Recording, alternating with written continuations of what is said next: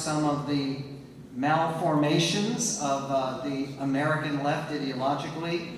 She also served as a speechwriter for a very great lady named Nancy Reagan, Mona Charen.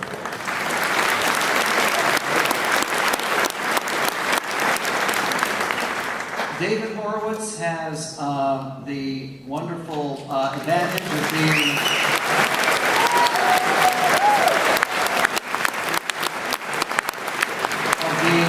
local, and that's after he escaped from the People's Republic of Berkeley, where at one time he was a fixture of the Berkeley left as editor of Ramparts magazine. David is the author, he's come a long way, baby.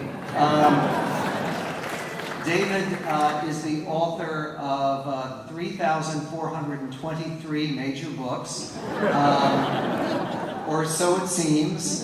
He makes all the rest of us look like slackers because he turns out new books all the time, from his best-selling biographies of the Fords and of the Rockefellers to his very controversial book, Unholy Alliance, about the very unlikely alliance of the American left and Islamo-Nazi fascists, to his most recent book, which is called Reforming Our Universities, which has been a major project of his. By the way, if you tune in to KRLA this coming Friday, which happens to be the second day of another Jewish holiday, but we have pre-taped a session with David Horowitz taking on one of the most left-wing academics in the country, Robert Jensen of the University of Texas. That'll be broadcast this Friday between noon and 3 on KRLA AM 870.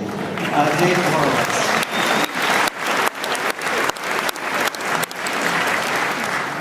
Cliff May is the president of the Foundation for the Defense of Democracies.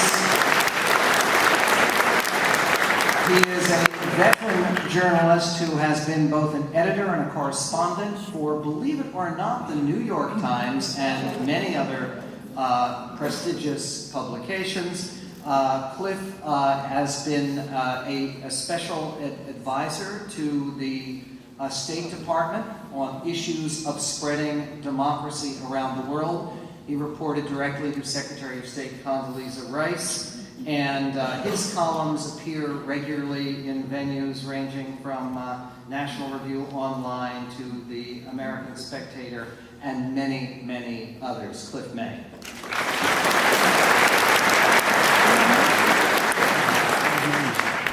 All right, what we're going to try to do here is go around quickly with quick responses from all of the panelists to 2 rounds of questions, and then we're going to try to open it up to the audience because given the fact that this is a Jewish Policy Center event, in our past events we have found that very often people are not shy about either their opinions or their questions, and we do want you to be able to participate as much as possible. First question, I want to ask this of each of the panelists in turn, and then we'll go on from there. The title for tonight's occasion is Securing America's Future. David Horowitz, what is the most serious threat in this September 26th, 2010, to the future of this great republic? Wow. Well, the threat is from the Unholy Alliance.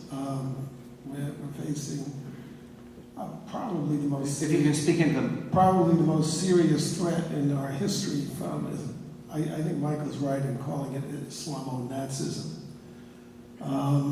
which comes in 2 forms.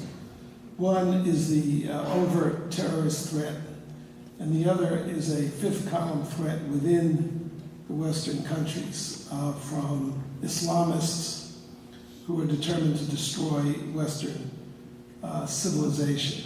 And this is probably the more serious of the 2 threats. And you can see how they work in tandem. Well, with the recent, the little preacher in Florida who wanted to burn a Charen, America is so terrified of the Islamo-Nazis that the president, the secretary of defense, the head of our troops, all came down on his head. I don't think what he did was too smart, but to forestall what? A threat of an attack. The appeasement is the mentality now in Washington and throughout our culture. And what makes this threat, the Islamo-fascist or Islamo-Nazi threat, so serious is that it is part of it is supported by the international left and the American left. America is guilty before it does anything.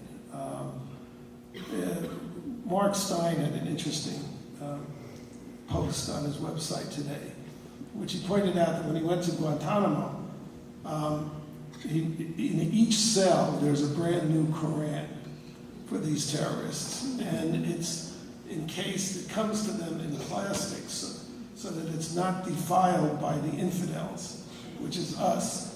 And so these infidels, at least the ones that represent us in Washington and through them in our military, accept the indictment or accept the point of view of these terrorists, that we're unclean and we can't, if we handle the Quran, we defile it. So there's to me, this is the most serious crisis in the West, is its lack of a will to defend itself, to stand up for itself.